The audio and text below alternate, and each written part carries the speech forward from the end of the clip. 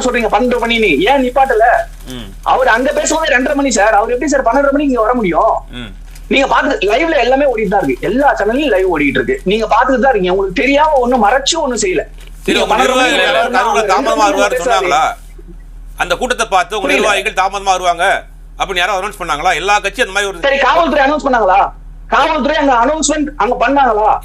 வர போறது நீங்க தாங்க சார். விஜய் வராருன்னா காவல்துறை எப்படி எத்தனை மணிக்கு வராரு? காவல்துறைக்கு என்ன தெரியும்? உங்களுக்கு ஃபுல் டைம் கொடுத்தாச்சு. அவங்க லைவ் பார்க்கல சார். அவங்களுக்கு வாக்கி டாக்கி அப்டேட் வரலையா சார்? இவ்வளவு ஸ்டாம்பிங் நடக்கும்போது நான் திரும்ப கேக்குறேன். நிறைய ஒரு நிமிஷம். அதாவது இது பொறுப்பை உங்களுடைய உள்ள பொறுப்பை நீங்க தட்டி கழிக்கிற வேலை. அதாவது விஜய் இப்பதான் வந்து தலைவர் இப்பதான் வந்துகிட்டு இருக்காரு. அவர் வர்றதுக்கு ஒரு 1.5 மணி நேரம் ஆகும். கொஞ்சம் கலைஞ்சு போய் தண்ணி இனி குடிச்சிட்டு வாங்க. சொல்றதுக்கு எங்க போச்சு? அதை ஏன் சொல்லலன்னு கேக்குறாரு அவர். அத போலீஸ் சொல்லணும்னு நீங்க எப்படி எதிர்பார்க்கறீங்க? அப்போ உங்களுடைய மக்கள் மேல உங்களுக்கு அக்கறை இல்லையா? நிர்வாகிகள் அங்க அனௌன்ஸ்மென்ட் கொடுத்துக்கிட்டு தான் இருந்தாங்க. எங்க கொடுத்தாங்க? சும்மாவும் சொல்றாங்க. நிர்வாகிகள் அனௌன்ஸ்மென்ட் கொடுத்துட்டு தான் இருந்தாங்க. இவங்க சொல்ற பொய்கள்ல இதுவும் ஒண்ணு. இன்னொன்னு, இப்பதான் தளபதி கேரவன்ல ஏறி வந்துட்டு இருக்காரு. குறைந்தபட்சம் 1 மணி நேரம் ஆகும். முடிஞ்ச அளவுக்கு தண்ணி குடிங்க.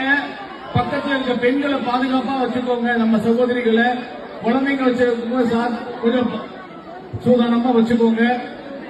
கத்தாதீங்க. எனர்ஜி வேஸ்ட் ஆகும். தண்ணி வரும் உள்ள. இவ்வளவு என்னன்னா தண்ணிங்க இருந்து உள்ள கொண்டு வர முடியல. நானே வரலான்னு பார்த்தேன், முடியல. முடிஞ்ச அளவுக்கு உங்களை நீங்க பாதுகாத்துக்கோங்க.